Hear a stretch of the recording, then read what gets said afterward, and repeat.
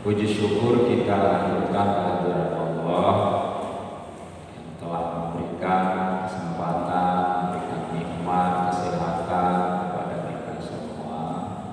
Alhamdulillah pada pagi ini kita telah dapat hadir bersama-sama di aula Kelurahan Potono ini dalam keadaan sehat walafiat.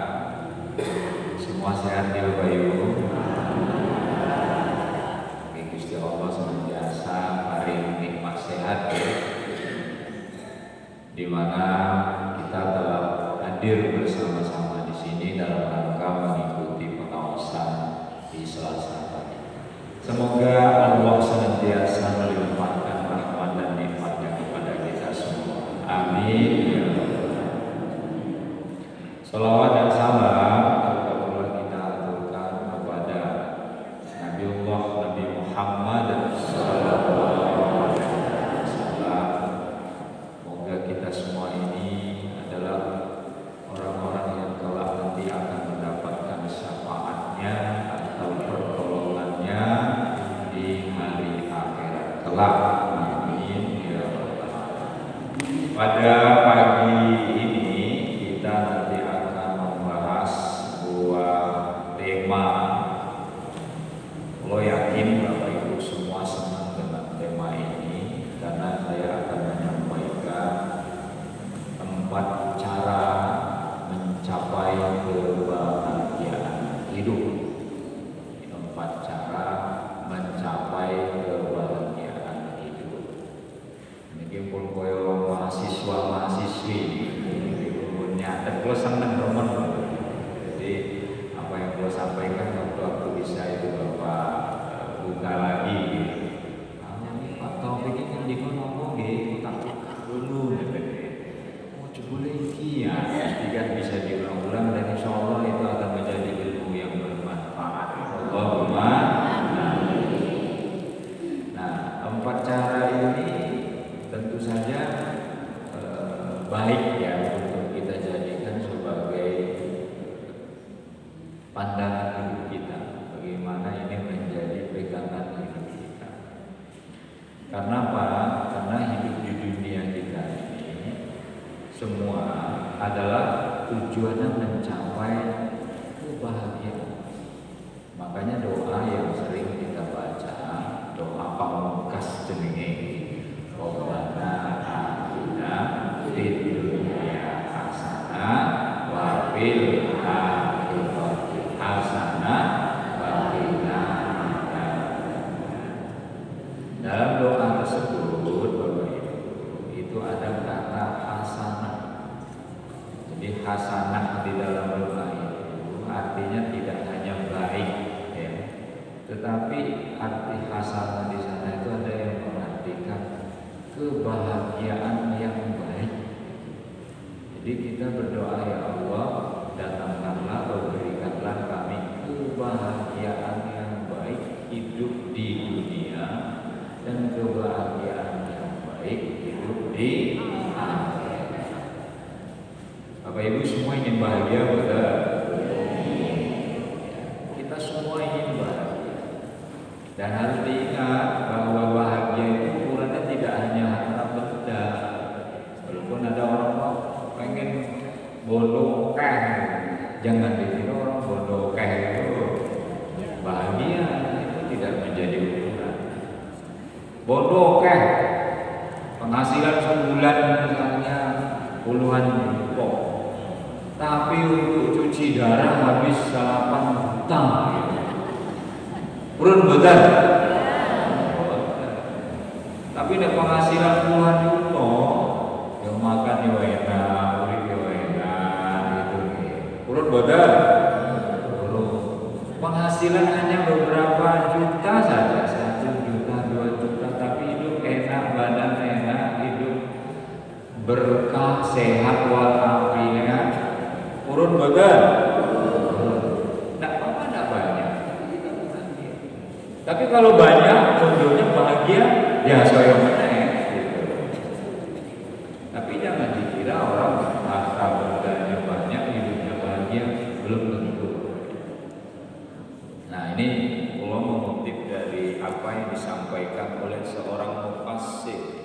mufassir menika ahli tafsir. Namanya Imam Al-Qurtubi. Imam Al-Qurtubi itu mengarang tafsir jenenge Tafsir Al-Qurtubi.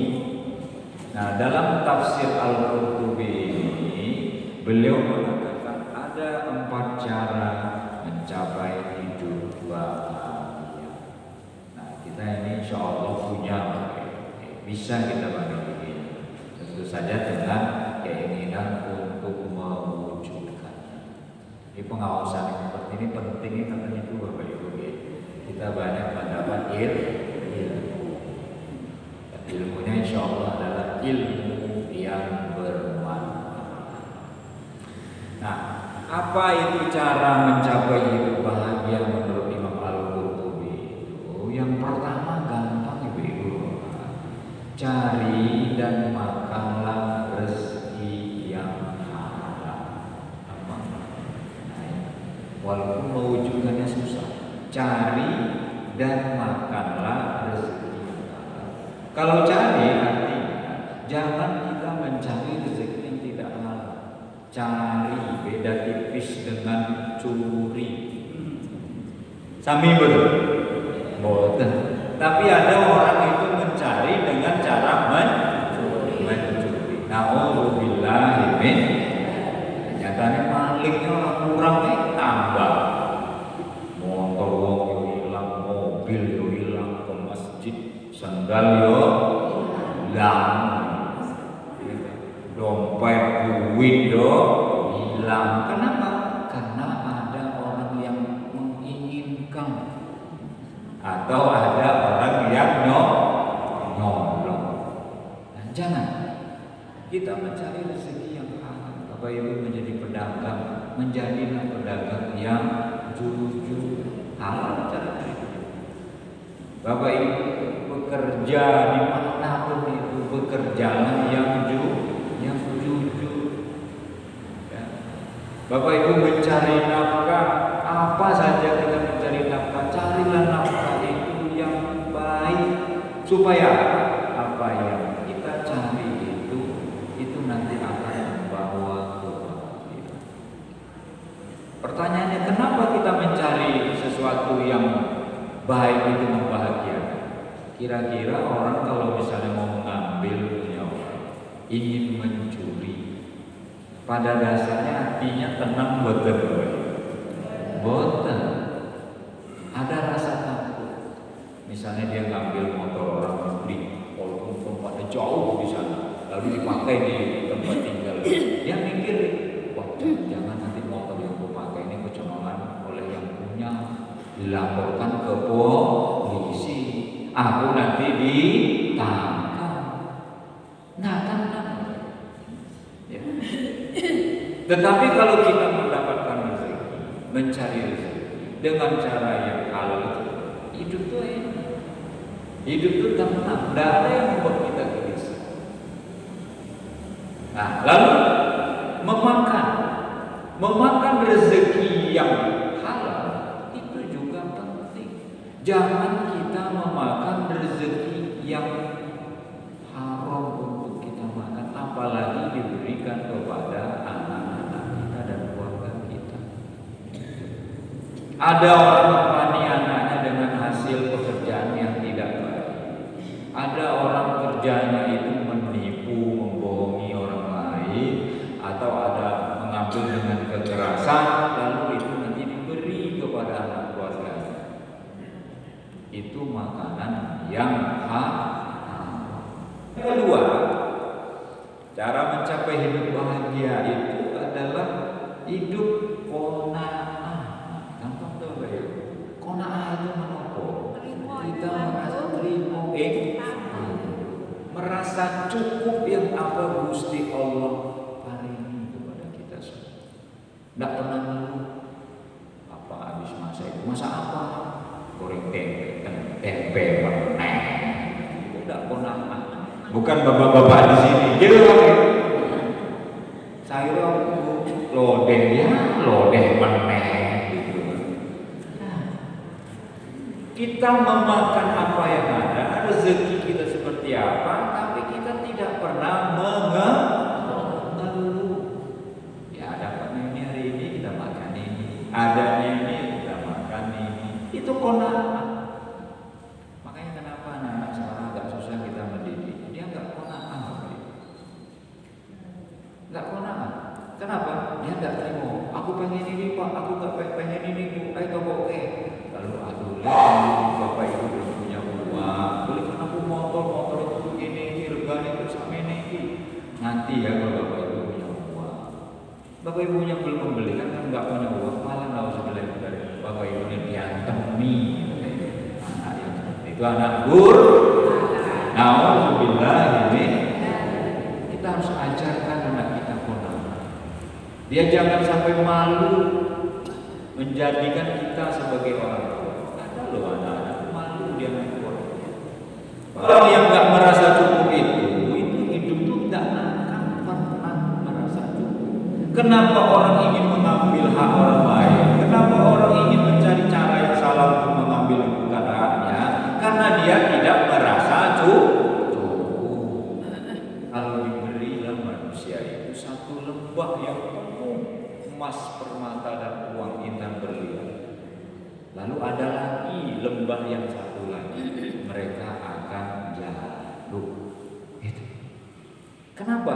Karena manusia itu sebagiannya adalah orang-orang yang tidak pernah merasa puas. Jadi Bapak Ibu, kalau ada di sini yang dapat kita miliki sekarang ini, kita syukuri. Jangan syukurin.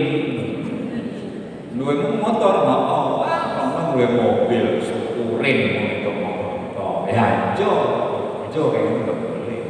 Syukuri. Itu adalah lagu anak muda itu grup bandnya Demasif jadinya. Syukuri apa yang ada, hidup adalah. Weh, pinternya aja jempol Masya Allah. Itu saya kira lagu itu penuh makna, Bapak Ibu. Syukuri apa yang hidup adalah. Hidup itu masa kali ke dunia ini kok di dunia ini kita ini. Masa nggak disyukuri? Ya, beruntung kita hidup di dunia ini. Anugerah loh. Tapi nyatanya manusia Tuhan yang tidak makanya Rasulullah dalam sebuah hadisnya, itu bagus hadisnya, itu bisa jadi pelajaran buat kita nih. Hadis riwayat Imam Muslim. Apa kata Kanjeng Nabi?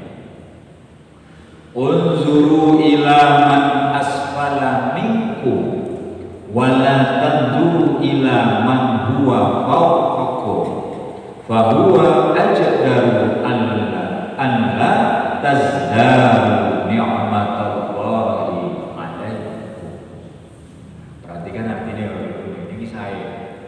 Apa kata Kanjeng Nabi? Lihatlah orang yang hidup di bawah kamu. Jangan kamu lihat orang yang hidupnya di atasmu. Hal tersebut agar kamu sekalian tidak meremehkan nikmat Allah kepadamu. Apa maksudnya ini? Kalau soal harta, kita hiduplah kita melihat orang yang di bawah. Perumpamaan yang bagus ini dari Kanjeng. Kalau Bapak Ibu punyanya motor, alhamdulillah lihat ke bawah. Orang cuma punya sepeda. Alhamdulillah, saya punya motor. Jangan lihat ke atas, sakit kepala, gitu. Tapi kalau lihat ke bawah, ya syukur. Kita punya sepeda, punya pit mengduwe pit. Kita bersyukur. Alhamdulillah kita punya sepeda. Atau orang beli sepeda kemana-mana melaku nyekek. Penting aku bisa motor rono naik sepeda ke Bakrono, naik sepeda mau ke Blawon, naik sepeda balong, naik sepeda bisa kayu, tapi pite gazelle larang. Tapi kita syukuri. Nah, orang yang bisa melaku tetap bersyukur. Alhamdulillah, gue masih bisa melaku. Ada tetanggaku nggak bisa ngomong, hanya bisa rumah di kasur, usianya masih muda. Saya mau bisa kemana-mana, senajan cuma melaku.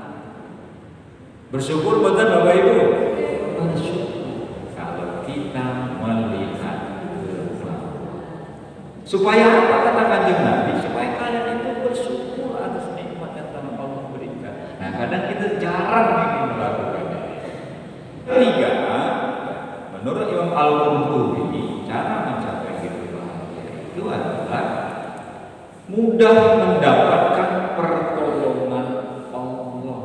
Jadi orang yang bahagia itu banyak yang ingin menolong sehingga hidupnya bahagia.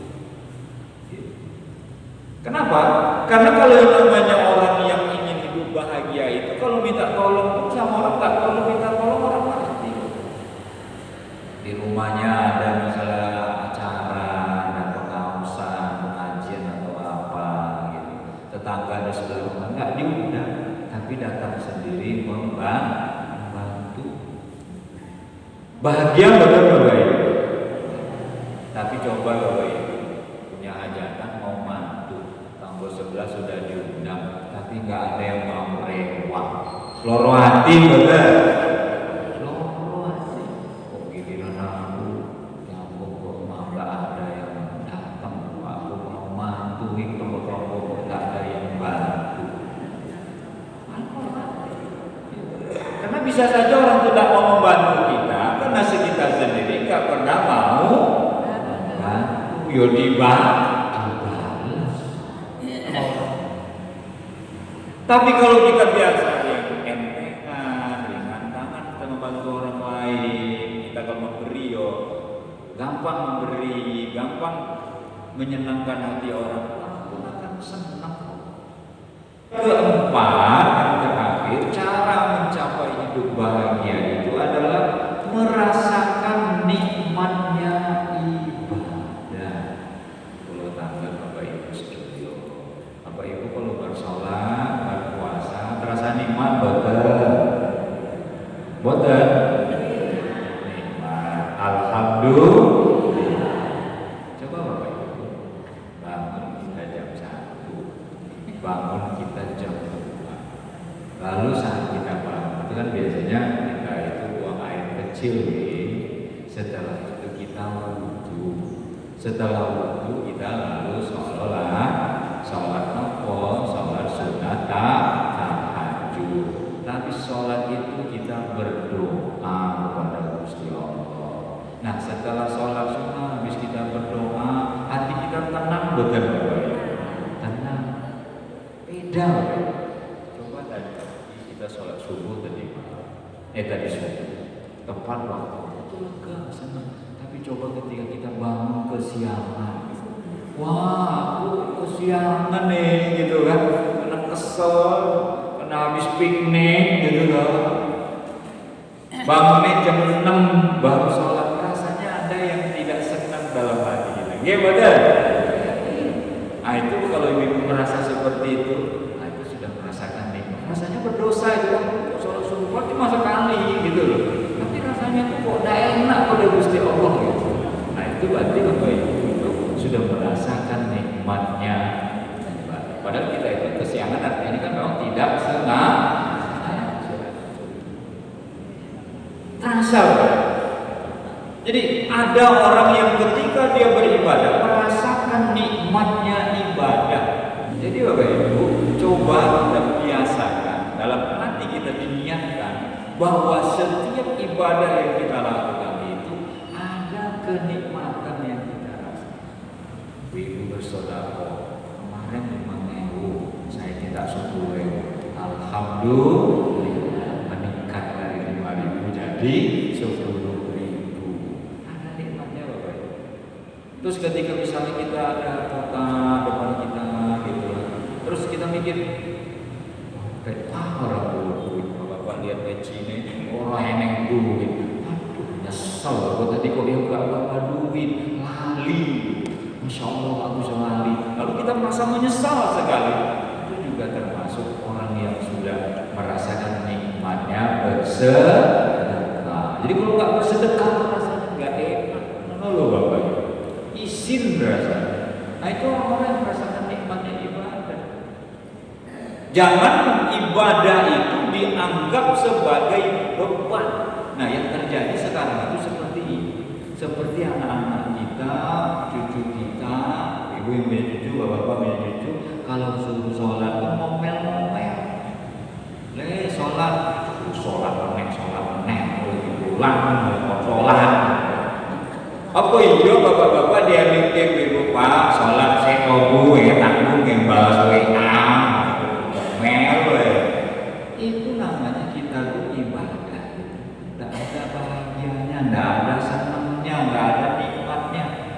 Ketika kita misalnya diingatkan untuk sholat itu, Allahu Akbar, Allahu Akbar, Allahu Akbar, Allahu Akbar, berhenti terjadi tak sholat sih.